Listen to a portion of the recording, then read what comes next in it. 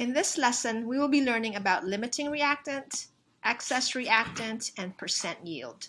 Just to give you a brief overview, reactants, they are A plus B goes to C. The reactants are A and B. When you put A and B in a beaker, one of them will run out first. That is called the limiting reactant. It limits the reaction. The other one, you might have some leftovers, or it's an excess or excess reactant. Okay. Then you have produced C. The percent yield has something to do with how much you made compared to how much you're supposed to make. Let's say you're supposed to make 100 grams and you only made 50 grams. That gives you a 50% yield. Okay, more on that. I will show you more about that by doing this example. In this example, we will be making an ice cream sundae. Okay, to make an ice cream sundae, you'd use 2 scoops, 1 cherry, and 50 milliliters of syrup. That would be the recipe. Okay, let's look at what we have. Here we have 8 scoops of ice cream. That would make us 4 sundaes. So 8 scoops would potentially make us 4 sundaes, okay? Because you need 2 scoops per sundae. Here we have 6 cherries.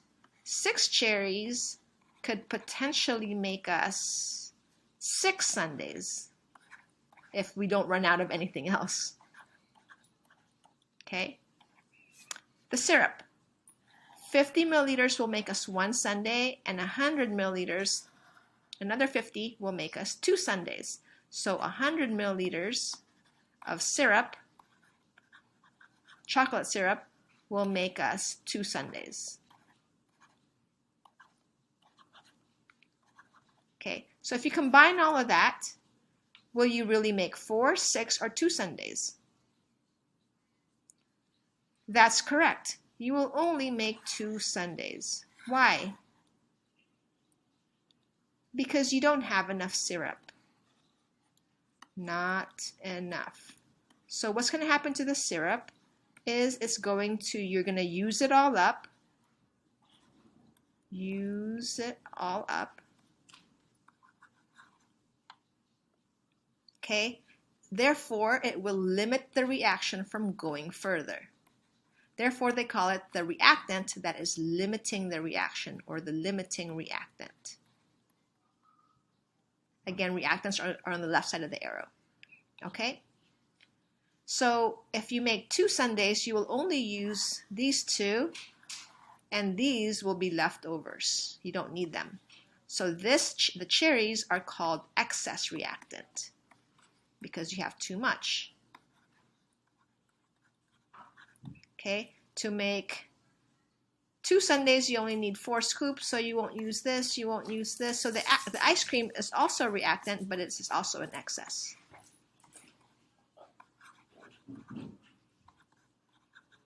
Okay, so when you combine all these, you will only make 2 sundaes, and the reaction stops. Okay, because the limiting reactant is used up. Therefore, the limiting reactant stops the reaction.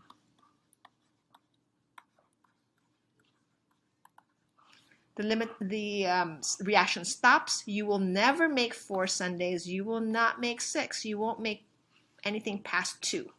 Okay? So, in the future, remember, you're not adding up 6 plus 4 plus 12. You don't make 10 sundaes. That does not make sense.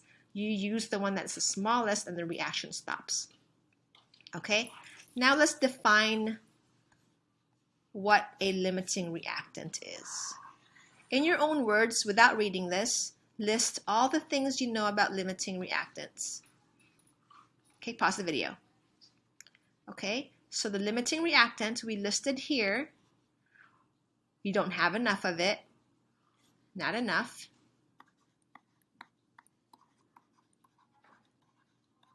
It says here, it is all used up.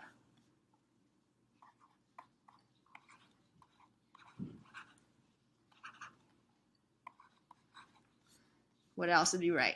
It stops the reaction. from making more reactant, stops the reaction.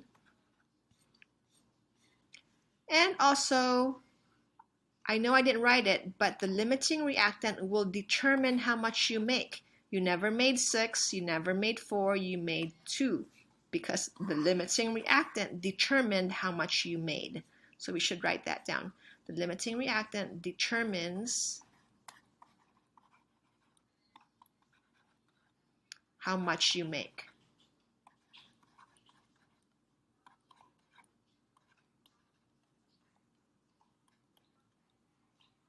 Okay, so here's the formal definition. The reactant that is consumed, another word for that is all used up, when a reaction occurs, and therefore the one that determines the maximum amount, determines the amount, how much you make, of the product that can be formed.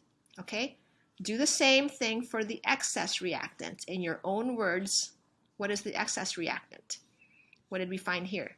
Excess reactants have leftovers, and they are not all consumed.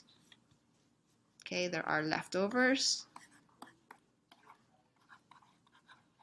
and not all consumed.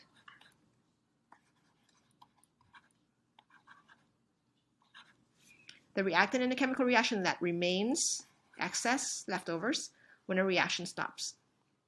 Okay, now let's talk about percent yield. Let's say that we went to the kitchen and we tried to make the 2 sundaes, but you dropped one of them. Okay, well, that is called you actually only made 1 sundae. So you only made 1 sundae because the other one you lost because you dropped it. Theoretically, you should have made 2 sundaes according to the stoichiometry.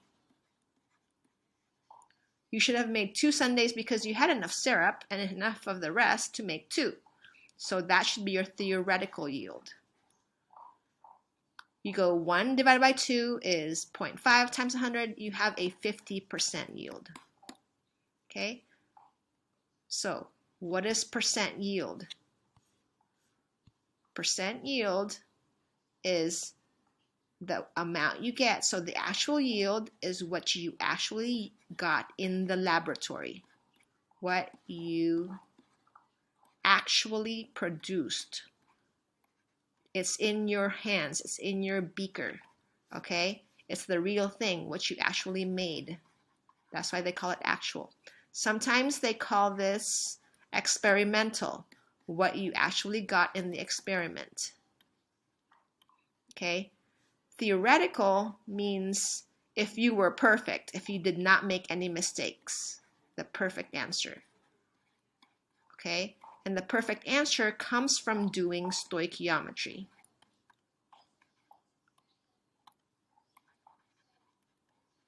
Okay? And here, the stoichiometry goes like this. 8 scoops will make 4 sundaes, and so on. 100 milliliters will make 2 sundaes. The coefficient in the front here tells you the stoichiometry or the relationship between the reactants and products. So theoretically you should get 2 sundaes, but you didn't. So you only got a 50% yield.